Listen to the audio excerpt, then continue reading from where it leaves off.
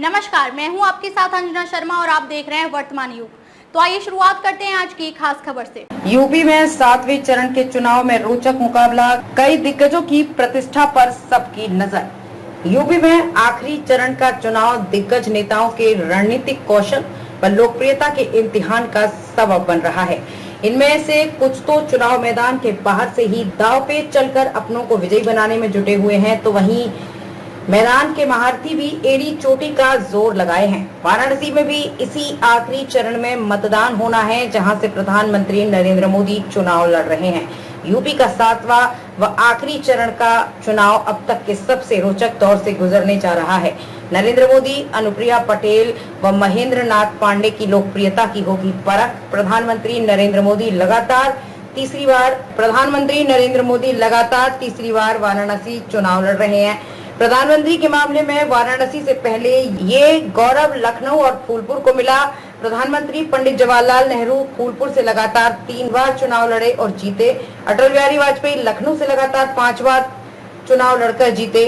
भाजपा ने अपने प्रत्याशियों की सूची में सबसे पहले प्रधानमंत्री मोदी का नाम घोषित किया था। अब सारे देश की निगाहें इस संसदीय सीट पर लगी हैं। केंद्रीय मंत्री अनुप्रिया पटेल मिर्जापुर से तीसरी बार चुनाव लड़ रही हैं। अपना दल सोनेलाल की अध्यक्ष अनुप्रिया पटेल को सहयोगी दल भाजपा से एक सीट रॉबर्ट्सगंज सीट भी मिली है।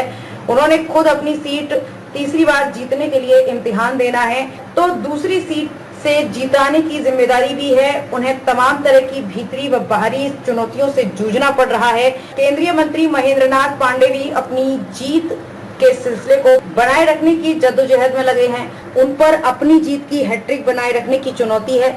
प्रियंका, ओम प्रकाश राजभर व राजा भैया के रणनीतिक कौशल का इम्तिहान। प्रियंका गांधी व ओम प्रकाश राजभर व रघुराज प्रताप सिंह समेत कई नेता चुनावी मैदान से बाहर हैं, लेकिन अपनों को जिताने में उनके रणनीतिक कौशल का इम्तिहान भी 7वें चरण में है।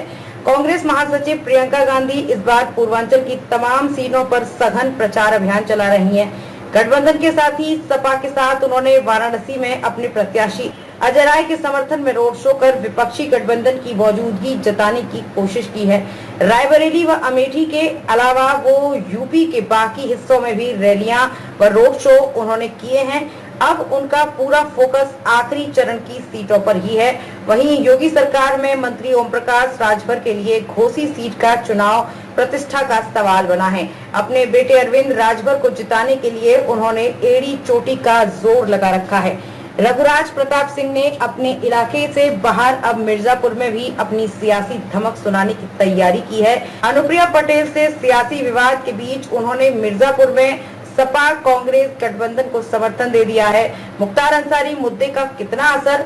मुख्तार अंसारी के निधन के बाद उससे उपजी सहानुभूति का लाभ घोसी, गाजीपुर व बलिया तक पड़ सकता है। इसी असर की उम्मीद में इंडिया गठबंधन के प्रत्याशी उत्साहित हैं।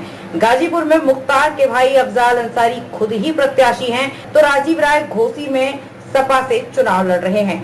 बलिया से सपा के सनातन पांडे को भी इसका लाभ मिलने की उम्मीद है।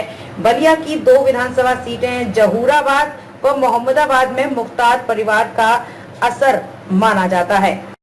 खबरों में अब तक के लिए बस इतना ही। फिर होगी आपसे मुलाकात कुछ ऐसी ही खास खबरों के साथ। तब तक के लिए नमस्कार और देखते रहिए वर्तमान युग।